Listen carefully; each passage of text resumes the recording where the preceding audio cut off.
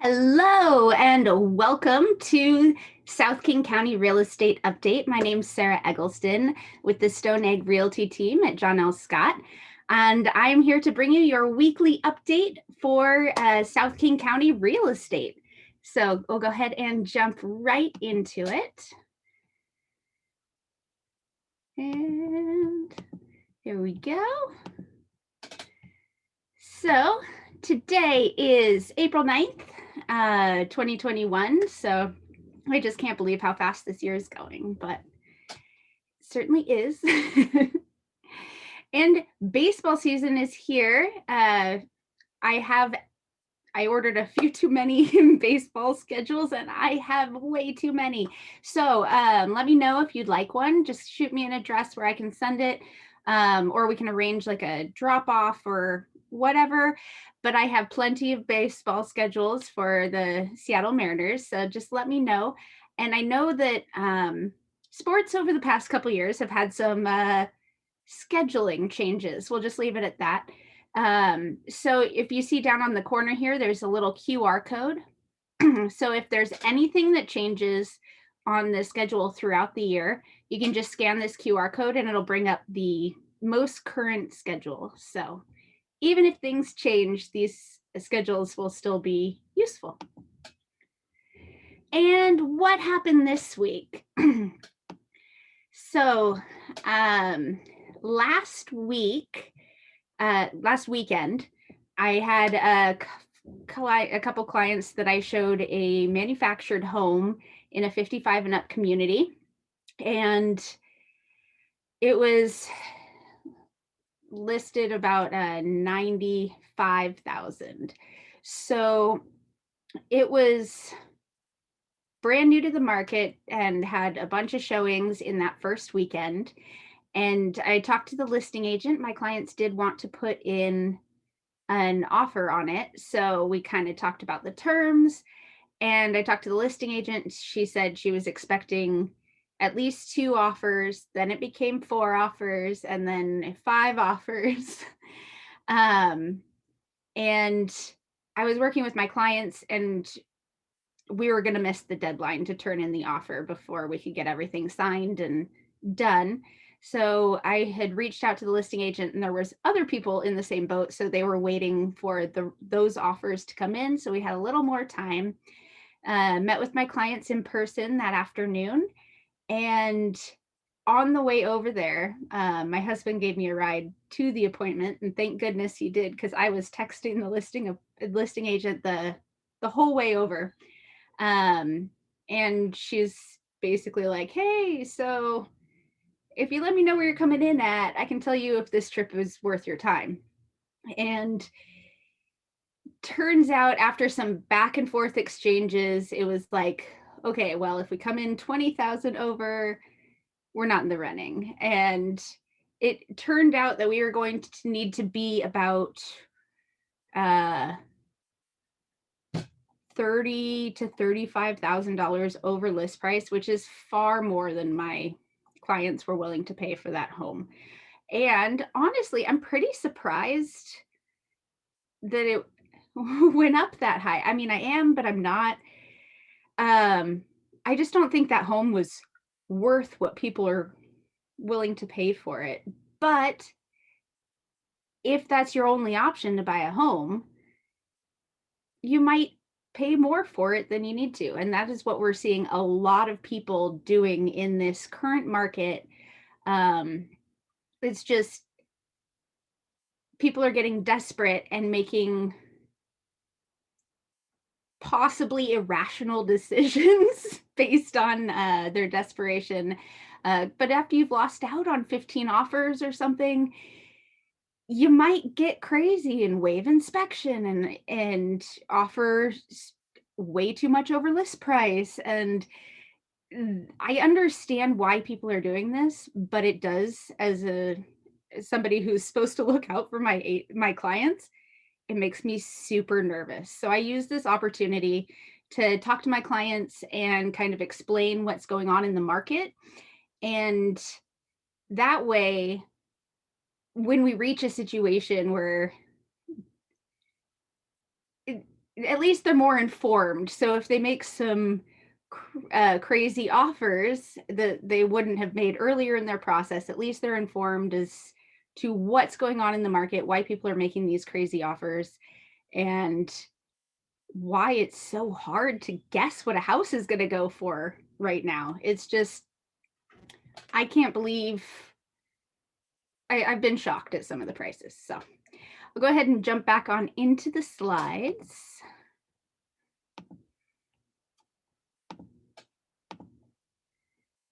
Ooh, that was from last week. Here we go. So the Seattle area housing market is on steroids. See what's happening near you. This is literally what I was just talking about. There has been inventory just flying off the market. The prices are so far up. It's really hard to schedule showings right now, especially if you have like a list of houses you need to get into over the weekend. Trying to figure out how to Tetris those all into the calendar has been quite a challenge because there's not very many appointments available. And I know it's caused me to zigzag across town a couple times because it was blocked. This house was blocked in the morning and this house was blocked in the evening, and I had to circle back to where I started. So it's just one of those things that booking the showing appointments has become super challenging. And King County zoomed past all the other counties on their month-to-month growth for inventory, or I'm sorry, for the median price at 825,000. So prices are definitely going up around the region. And the month brought good and bad news for buyers across the region. More homes hit the market, but they're pretty much snapped up almost as quickly as they're coming on the market. So we have seen an increase in sales compared to last year, even though there are fewer listings on the market, because as soon as they're on the market, they get snatched up. And by the end of the month, there were fewer than 1,000 homes listed for sale in King County. And last year, there was 2,100. The year before, there was 3,300. So we are down under a third of the inventory in King County from 2 years ago, and half the inventory from last year. So I can't underscore this enough that there's just no inventory on the market available right now. And luxury sales are up. This is not just one price point. This is all price points. And developers and flippers are seeing opportunities too. And you can see this map breaks up the house increase by percentage, and anything in the red is 12% and up. So you can see that's pretty much our whole region, except for Kent, Des Moines, Berrien, they're just slightly lower at 6 to 12%. So just nuts out there. And you can see homes prices have gone up in the past year quite significantly in all 4 of the Puget Sound counties. Condos are your little bit of a slower market here. I mean, it's still a fast market, but there's a lot of people that are just having a hard time getting into the single family home that they would like to be in. And if that's the case, maybe a condo is an option that you should at least consider. There's a lot more condos available to choose from. So depending on the area you want and what you're looking for in a home, a condo may be something to consider, at least temporarily, for a few years before moving to that single family home, because by then hopefully we'll have some more built. And So, as I was saying before, single family homes, many shoppers are increasingly expected to waive protections known as contingencies. So, this opens you up to a lot of risks. Um, some people will choose to not include an inspection contingency, and skipping an inspection sets you up for really costly repairs down the road. Skipping financing contingency or waiving appraisal, these things really open you up to lose a lot of cash. So it's important to keep your head and understand what you are giving up um, when you leave out certain contingencies in the contract. And so this is from the National Association of Realtors. So this is national numbers here. 2021 spring market is starting off hot and highly competitive. And we are at the lowest inventory in nearly 40 years, but job growth is ramping up. So we'll see. I it's we just need more inventory on the market, and I honestly don't see that happening very quickly. Um, the inventory existing if the inventory of existing and new single family homes for sale is the lowest since 1982, and our population has significantly increased since then. Um, and historically, 6 months average is 6 months of market availability in the market. Sorry, I'm having trouble talking. So 6 months of inventory on the market. So that basically means if no new homes came on the market 6 months later, you'd sell out of inventory. And we are really short on our months of inventory right now, and 6 months is considered balanced. 4 to 6 months, that's where prices don't inflate very much, and yeah, it's we are so far below 6 months, it's insane. And you can see this is the shortage of or the difference between homes needed and the homes available.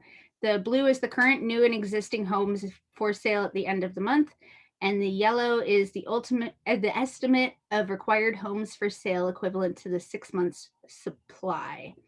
So we should have 3,500,000 homes on the market to create that 6 months supply, and we have far less than a third of that. So this is the big thing that's holding buyers back is nothing to buy. Excuse me. So the Housing Affordability Index is a metric that measures how affordable homes are compared to interest rates, income, and taking all of those into account. Not sure what the formula is here, but the 100 level basically means that the average household income could afford to purchase an average home. So we did in January jump up to 187.4, and now we're back down to 173.1. This is declining because of the interest rates going up slightly, incomes going down slightly. They were inflated the prior month because of the stimulus checks. So part of this is a little up for debate, but it is the qualifying income is the median income that you need to purchase, and the median family income and the qualifying income. So the qualifying income means you can purchase a home in the area. The median family income is above that in all four regions, but it's a lot closer in the West than it is in the other regions of the country. And that brings us to our market stat minute. As I mentioned before, we have less than 1,000 new listings in King County. We're sitting at 924 at the moment. And that is down, or sorry, that is the Blue Line's new listings. That is up from last week. Listings pending has gone down, as have the solds. And if you look at the showing data, you can see this big dip in showing data in showing traffic here nationwide. Just kind of funny. This was the snowstorm back here. So not quite sure why this dipped down so much, but I would assume it has something to do with that period the interest rates were rising, and there's just nothing to see. So this data comes to us from J. Lennox Scott, the chairman and CEO of John L. Scott. And you can see in literally every single category, we are at an extreme frenzy. 91.4% of homes are being sold within the first 30 days of being on market. And we have an average of 0.2 months supply on average for a region. Like 0.2, this is like a week. It's just nuts, and it's at every price point. So if you'll remember last week, we bringing us to mortgage rates. Last week we were at 3.81 for the weekly average, and this week we are at 3.13. So we dipped down for the first time since January on the monthly average. But if we bring it over to our daily rate, you can see the 3.29 for, this is from today, just before 2 o'clock. And from Mortgage News Daily, we have this article, mortgage rates lowest in nearly a month. It was close to this, right around this rate on March 25th. But really, you'd have to go back to at least March 12th to see anything lower than what we have right now. And but it varies quite a lot depending on the lender and whether you're doing a refinance or a purchase. And I want to hear from you. I'm doing these, it's almost, I'm a couple weeks away from 1 year of doing these shows. And I would love to provide you with the information that you find valuable. So if there's something that you would like to hear on my show, reach out, let me know. Let's have a conversation, and I'll see what stats I can find or what information I can gather from different areas. But I want to provide what you need. And if you don't let me know, then I have to make those decisions for you. And I would love to get some feedback, have some questions coming at me that I can answer on the show. So let me know. And also, I am working on getting the next several months scheduled out for classes, paint nights, all that. So my calendar is under construction at the moment, but I want to know what classes you want as well. So if you want investor class, if you want more buyer classes, if you want like a basic seller class, or if you missed the seller strategy seminar and you want to see that, shoot me messages. Let me know what you want, and I'm happy to provide it. So thank you so much. If you have any questions, please feel free to reach out. Phone number and email are on the screen, or you can message me on whatever social media platform you're watching this on, whether you're watching live with me on Facebook now, or watching the replay later on YouTube, Instagram, or my website. Just let me know what you'd like to see, if you have any questions. This is all about engaging with you, and I would love to provide you with exactly what you're looking for here on this show. So thank you so much for joining me. Have a fantastic week. And I will be back here at 3 p.m. next week. We'll be back at 3 p.m. And I will see you then. Have a great week, guys.